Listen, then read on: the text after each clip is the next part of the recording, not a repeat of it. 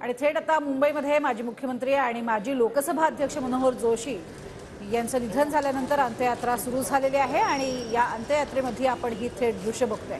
वयाच्या 86व्या वर्षी त्यांनी अखेरचा श्वास घेतला। हिंदुजा रुग्णालयामध्ये त्यांची प्राणज्योत मालवली। मनोहर जोशी यांचा जन्म 1937 सालचा। रायगड जिल्ह्यातल्या नांदवी या गावातले ते रहिवासी।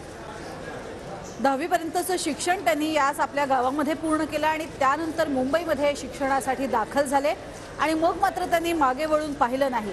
आपलं शिक्षण पूर्ण करता करता जी मिळेल ती नोकरी त्यांनी केली आणि त्यानंतर आपण बघतोय टप्प्याटप्प्यात त्यांनी अनेक महत्त्वाची पदं भूषवली। मनोहर जोशी यांचे वडील खरं तर भिक्षुकी करायचे आणि त्यानंतर मनोहर जोशी यांचं कार्यकर्तृत्व हेही तितकंच मोठं आणि भव्यदिव्य राहिलेलं आहे।